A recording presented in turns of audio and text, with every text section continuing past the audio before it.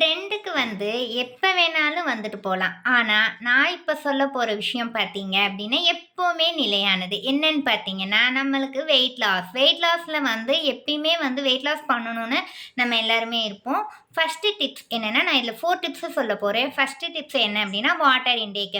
தண்ணி hydrate water intake வந்து நம்ம எடுத்துக்கும்போது, நம்ம உடம்புக்கு தேவையான வந்து ஹைட்ரேட் வந்து நம்மளுக்கு கிடைக்கும். தேவையில்லாத நச்சுகள், கழிவுகள்லாம் வந்து வெளியேறும்.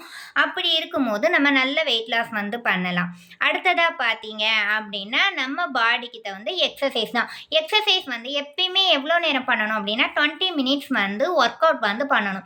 20 மினிட்ஸ் வந்து ஒர்க் அவுட் பண்ணும்போது, நம்ம ஷொட்டிங் மூலியமா வந்து நெறைய கழிவுகள் வந்து வெளியில வந்து ரிமூவ் ஆகுது. அந்த 20 மினிட்ஸ் எக்ஸர்சைஸும் பார்த்தீங்கன்னா, 1 ஹவர் பண்றது, 2 ஹவர்ஸ் பண்றதுன்னு இல்லாம, கரெக்ட்டா 20 மினிட்ஸ் நம்மளால நம்ம உடம்புக்கு எந்த அளவுக்கு ஷொட்டிங் வர அளவுக்கு எந்த எக்ஸர்சைஸ் பண்ண முடியுதோ, அந்த மாரி பண்ணலாம். அடுத்தது 3 டிப்ஸ் என்னன்னு பார்த்தீங்க அப்டின்னா, 6-2 பிளான் என்ன அப்டின்னு பார்த்தீங்கன்னா, காலையில 6 மணிக்கு வந்து நீங்க பிரேக்ஃபாஸ்ட் டிஃபன் வந்து கம்ப்ளீட் பண்ணீங்க அப்டின்னா, ஈவினிங் வந்து 6 டூ 6:30க்கு நீங்க பிரேக்ஃபாஸ்ட் வந்து கம்ப்ளீட் வந்து பண்ணிடணும். அடுத்தது பார்த்தீங்க அப்டின்னா, கடைசியா போற டிப்ஸ் ரொம்ப ரொம்ப முக்கியம். அது என்னைக்குமே வந்து ஸ்பெஷலா இருக்கும்.